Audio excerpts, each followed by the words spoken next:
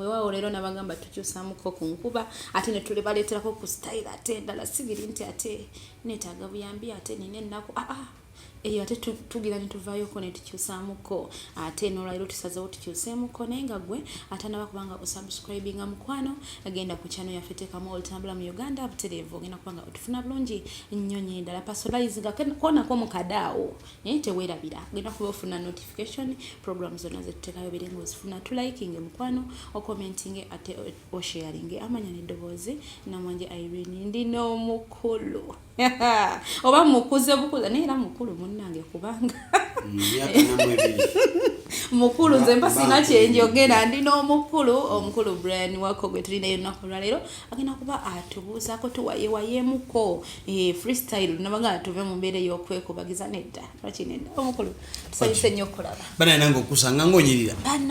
leka kummeza malala timu gy'owagira emalamu amaanyi ekubwanga omuntu omulungi bw'oti owagira otya Arsenal gundi lwakuba mwafunye Yesu Gabriel Jesus anabataasa naye ng'obulamu bugamba tewulina tabu twebaza bwebaza mu kulaba wezo nsawo nkubidde akakumba nze bwe ntyo I'm just weekend nkubidde akakumba ne quality ya t-shirt antiyo gyaba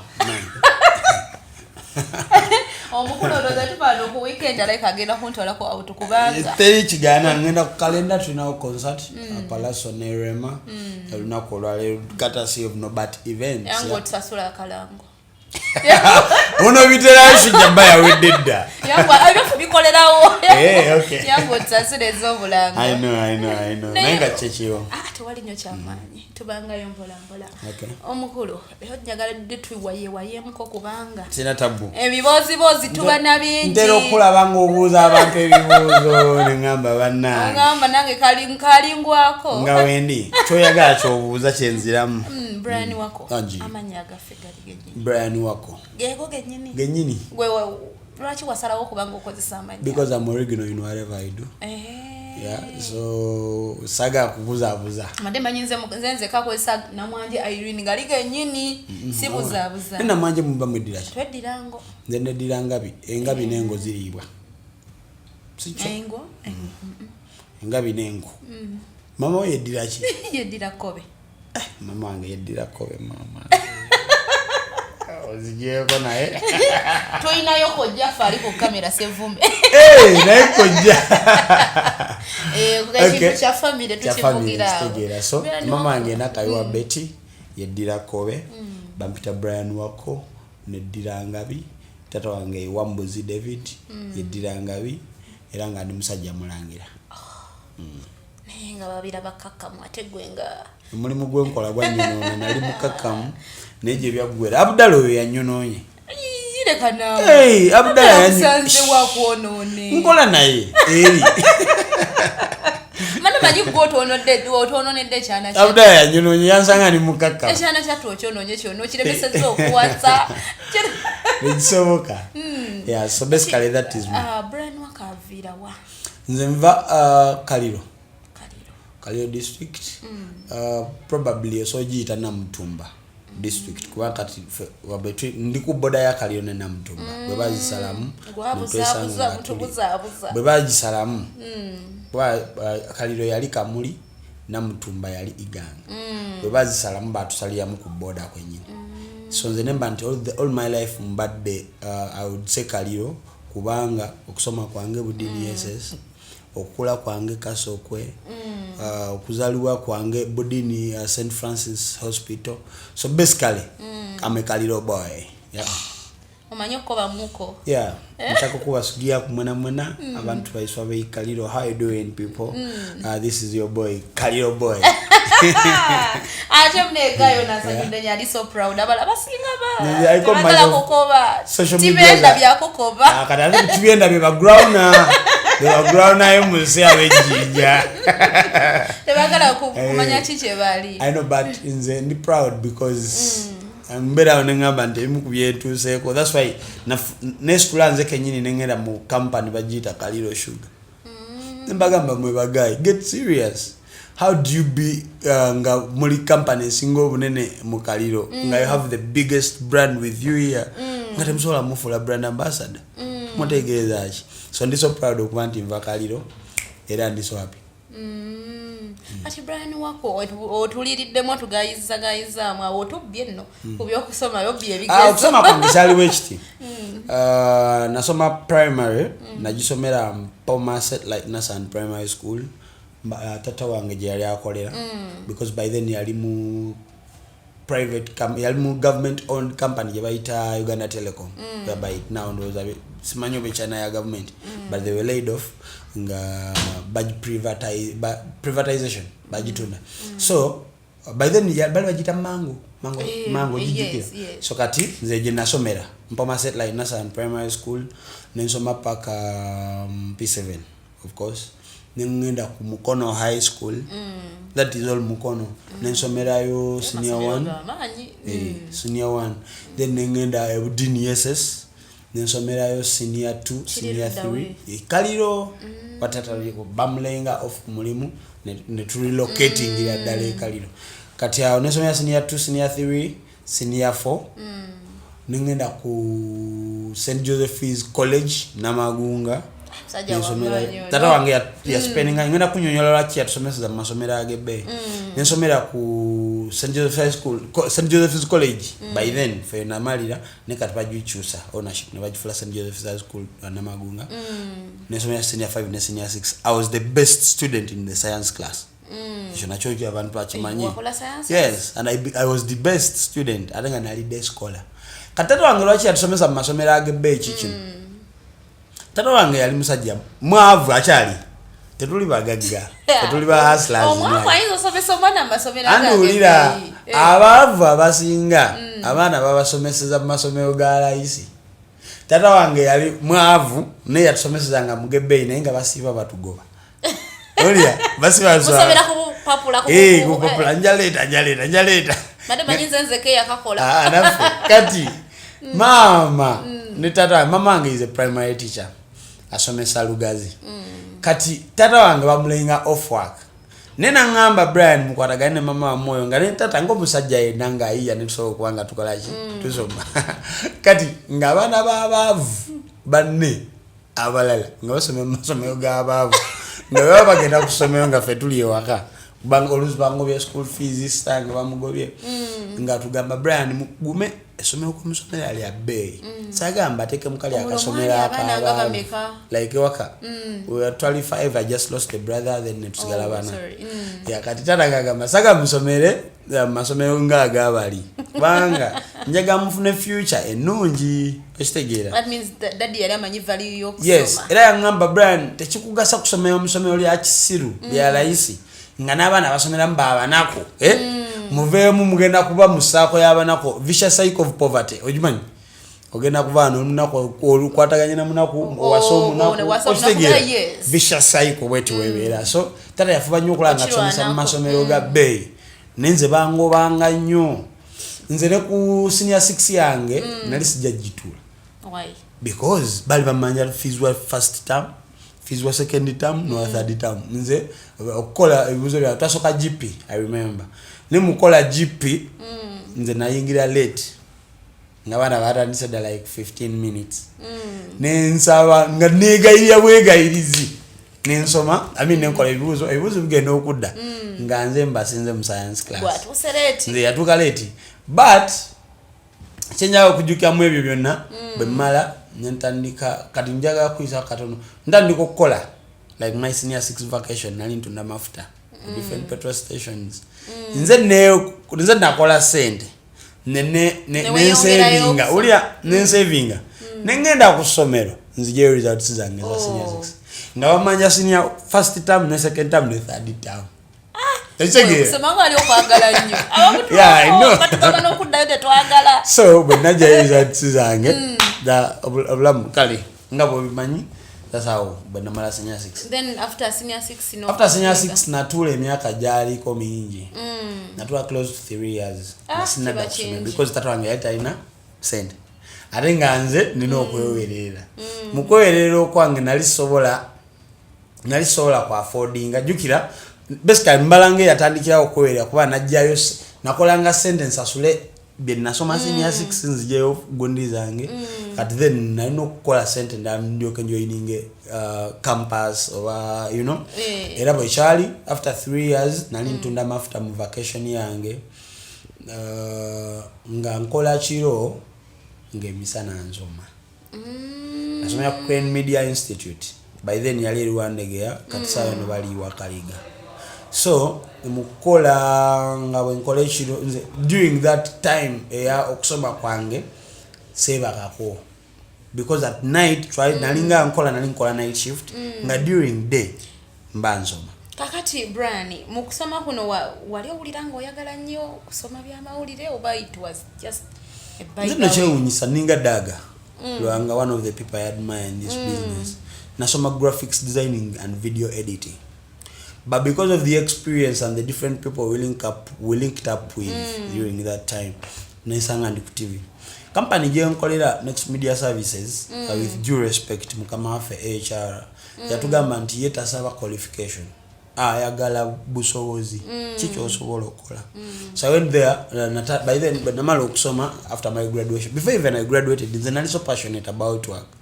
nagenda nga sinaba graduating na nasoma ne another stuff yani which was onukumkola na one Atlas yes na musam class na Atlas that because then I aggressive nyo nengenda grade paper in fact with media house when Uganda afuna application yani keso okugamba that was when I was still young nga ndi so ambitious about life and work chenakola nempandika application nga sina na graduating nengisindika ku vision group nengisindika ku red paper nengisindika ku daily monitor buli wamu nateka application yangu olonga oyinayo bomanyiyo banga umala kibuli olumbisa kibuli yes kati lo mtu batuli kusomero balungawo gondi zino ze bayitawo abantu abali famous bajja nivogea konamo kati batuli Crane Media ne Atlas yalonzi jukira gali bamita Rugendo yajja okwogera ko je tuli kati bajja okwogera ko je tuli natunyunya natugamba nze MD wa red paper I was like man MD wa red paper aliwan chenakola enkera no one application in my final year no one application ngata naona agenda for internship nepandika application njitwalira ku red paper the following day nganze manyi go ngendo sanga we atula ku reception nekwa application njira ne in fact nembagamba nze Brian Wako MD wa muyaze kusomero lya fe ndesa application njaga mulimu tatugamye mimoji ngamba Brian sikwe chitobo chiba you apply you wait we called you nimbagamba ngenze naye kali mbade samula in fact ndatukamba njaga mulaba no just I was young ngamanye ngejaze probably anzijukia no kujukira andaba nagenda mugamba mukama ngwabadde ku Crane Media era nzize kumpa mulimo jukyo muvubuka yabadde mu nsonda ekitegeya kyenkugamba sanemndeka application yange ningenda kati when tandikyo kuandika application wona bwenajeka ote bankubira the following day ne the other days te bankubira at the following day njitwa ku vision group obongo bobikuka njitwa ku Serena NTV njitwa lawa kati ekijitwa ku red paper nali nkola video editing and graphics designing ogenda kumbuza lwacho jitwa ku red paper najitwa layo because bali bakola print media toso akubera wa printing tonna bifananyi you get it so ngamba I will start as a photojournalist eshtegera netukane batampita those times they are applying everywhere nechigana you are giving up to what wawuliranga na ona kuwadde nembiva nako nensiga kusoma kwa namba after all sinamala benaba maze ndinonye emirimu ngeno bwenkola nga bwenkola chi bwenonya n'emirimu bwenesomera sina tabu then later it was January 47 yafamuka kusatunga 17 that was my first story because nali lead red paper January nga 15 2015 my birth date eliyonga 18 January but nga 15 2015 bankubire simu number yali 0414 ozitegeddeze number those are office numbers over 039 kati yankubire simu ndi kumafuta Ndira futali saa zilinga 11 awo kumbe bad receptionist yankubire oba yali HR wali hello put your number I'm like hello Which company? The one Peter Swans, I don't even remember the name. Kalikanteke Rachel. This is Rachel from Red Pepper. It's a Red Pepper naturally. So bangambi, I mean you're doing interviews next week on Tuesday. See I don't know. Ngamba surely bano bagayi bampise. I was so happy. Yeah, I was so happy. Kati nenzijake simu nga sichikiriza. I called back to confirm. Nankuya nanza mnenjukubako either yali yazo 414. Nanza mnenjukubako wallahi mukazi nangamba jam ku Red Pepper kulokubiri sawa nya mugenda kola interviews. Kati kulokubiri nayo lecture. But I didn't attend nansa ngene nkole interview ku Red Pepper. Wallahi by then nali nsula namungona. Saa zali 12 nga northern yote banna banajizimba 2015. Nalinya taxi paka nambo paka balte bana bagizimba yo nakugwa nga eri single lane. Nga taxi zivuga zigenda ninya paka nambo le natuka nambo nafuna taxi paka namamve. Saa 2 nali ntuse. Interview ya sawa nya. Sikolanga ko interview sina chemanya about ninkaka ngamba genda. At least wakwato okunde. Kati bidebyo mu class nalimbi my first time to do interviews when namanya ntino mune company we kuito kola interview tibakubuza all about the class bakubuza bilala why did you ask for a job here, do you know about the company mission vision amukazi byambuza like we were so many we were so many. I remember team yonaje na joining na yo Red Pepper, they are now successful I would say bambali ku Daily Monitor because Red Pepper yagwa bambali successful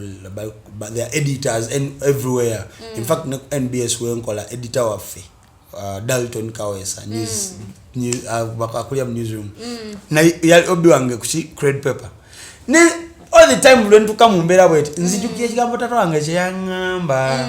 tato wange yangamba brand yes ochitegera kyengamba senga oli musako yabali abakumbera mudede kani benani nakamasinya 6 yange nga nzijukiye bibyo na yonna omwana yamfuniye omulimu ku mafuta pamita wa ibali habati tatawe mugagga ana petrol stations nyingi nnyo kanaliwa kamuva ntudde ngamba habati nankwesi mwelo brand chechiyo yangu tugende tata na petrol station jagenda okugulaho yangu tukole. And I'm like man but ever chinzijira me ekigambo kitata kyangamba omwana oye yakufunira ku mafuta ye ebisende byo wabuko gende eri wamujjukira okubukawo ogende eri nga okuwadde bya interview yize mwana mugagga they're rich. Yeah, but of course we finish our time namukubira mugamba hello Habatoli is a personal friend twasoma na mu class yem senior 5 na senior 6 St Joseph na Magunga so is a personal friend to nyumya mukubira ko netwogera tusinkana in different places and areas tugenda kusoma for hobbies reunion obitegera yeah so akati omukulu atukulaba okoze ebintu ebyenjawulo bingi nnyo simanyi okoze ebintu bingi naawe simanyi myaka gye emikulu ennyo natandika ndi muto ate mukama nanyamba nti mukama yampeerawo I would say fame ya paka wano wetuli naye muna tuli bato aze badenga mumanyi nze this year I made 30 ochali muvubuka nnyo at 30 ngomaze ku TV emyaka mukaga kitegeza atandika muto kitegeza ya 30 ngomaze ku TV because nze nakakola ya TV emuyoka that is Sanyuka brand next media kitegeza so at 30 ngomaze ku TV 6 years kiba kyanjawulo for all that time badonea di otandika ddi okwegatta ku next media kato malo graduating ku Creme Media ngenda ku Red Pepper ngabe nkugambye mu January 15th 2015 negata banku bile simu ngenda ku Red Pepper okola interviews and stuff like that. Natandika first day okola Red Pepper 15 February, that is a month after. Because natuka okola interview no kayisa bobi nnyo ne bangamba linda tujja kuwa feedback twali banji close to 40 people ajo okola interview ne tuita mwabala 20 ne tujja ne tukola ne to till 10 in fact fena 10 we are training kati January February 2015 intandika chi okubakolera nti ndi full employee. In fact my first salary yali that June, I mean that February nafuna my first salary kalo mba ku mafuta ngutera yes nengasibula ebulamu ne buchukamu nabo bimanyi igo wesi wo bwachuka mangu because kumafuta nali mfuna emitwalo 15 okitegeera nzize ku mitwalo 5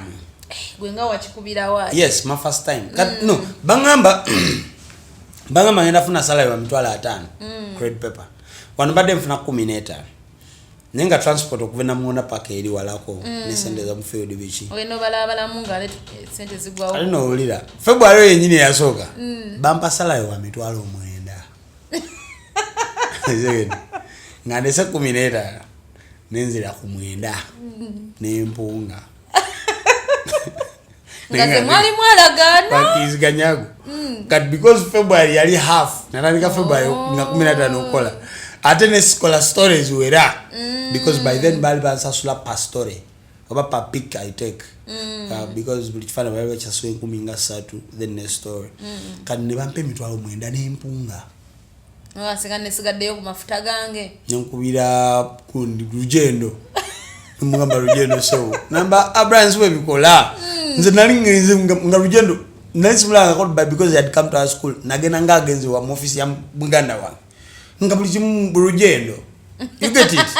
so kati by the following month March nakola nnyo ngabo manyi nti oboera hard working and stuff like that ngabo ngambi wale ntino soje na soko kole ya manje na byline a story by Brian Wako. How did you feel? And all papulolo nduline waka. Watereke ebijukiza abana bali jalirako. Nduline waka because I did the #1 story in the country. AK47 yafa. Bayafa baba wange Seguya, one of the people I love so much in media, bamita Seguya Josephat. Musanga ku dwali ensambya ne Palaso ane AK47 ne Kamiri ngabakunguwagira AK47. Kati nze mukama wange yali ankosa by then credit paper. My immediate boss bali bamita Dan Muhinda ankubire simamba Brian kiro sawa nyancha so namngona. Ningo yana manve ansindika machine. Ansindika nsambya ku dwaliro. Nduke nsambya ku dwaliro nsanga baseguya sibamanyi my first time okuya mu field seguya anga Brian atusembera nnyo wano okisegera andaga checho kola kati then nkubya mwena mugamba wana abantu bwe bali ne AK47 guni mulabye Kamiri ne Palaso nangamba bakube bifananyi mfuna orders on phone nembeya nabe kusiba nangamba ne mugamba ne tafiride wano mbafiride mu bala bajita deja vu sirichera bira by then yali owned by mukama Jeff Chio ekansanga namba tula ku border gende ekansanga okuba bifananyi nduka ku deja vu nangamba naye bobo kuba bifananyi tebakulaba mbaba awendanikia investigative journalism muli mutimba because credit paper na link investigatives kati nemanya nekuba bifananyi chiche bamabikuwa nangamba encha kumachasa 12 kera ku office ye lead story yafe 12 nali ntuse nangamba checha abado nemunyumiza because nasi nabayiga news right nemunyumiza echabado natuso anamezi nasanga abantu nembuza yako abantu damba beti kadinga mu field njiganti anti oli baba kunyumiza you note down some points yeah ubutazera bila so na kolebwa ngo enkera tunogende kalangalo. In fact before kalangalo mulambo gwa eke gwali nnyo around in fact gwali guze mulago ngaba guje ensambya bagulese mulago but never credit paper ngamazo ba story lead story AK47 mbanga bagende mulago eyo nayo na week credit paper yale depending akonze ngaze ndina lead story you get it mufido muna creating amwe mikwano mingi sure po Seguya Elisha Mulochi Lawrence Ogwal Katshuapo moni sana yo ku metro Seguya alikubukedde Lawrence Ogwal aliku Daily Monitor yakola ne company bajita 19 media Elisha Mulochi nali na credit paper na kata ku Daily Monitor so many people wao Derek Kuyombya ndumukuba Steven Odeke aliku Daily Monitor beba abantu bebanyaniza mu field Brian tolyanga ku kiboko mu field eyo nali yako neti ya gas nenda kunyumiza kati mbuza njoyininga nta red paper njoyininga ta NBA next media yes. Kati by then fi 15 nkuba story ebera wagulunyi mu companies no gukola ekintu naye nga tomanyi some other people watching balaba kati red paper yana partnership na NBS nga bepushinga nga bobimanyi trade paper agenda kufulumya gondi NBS agenda kufulumya partnership sale so nze nayo trade paper nga NBS webe yana ebintu byonna byekola basindika nzo covering ebifaananyi byabwe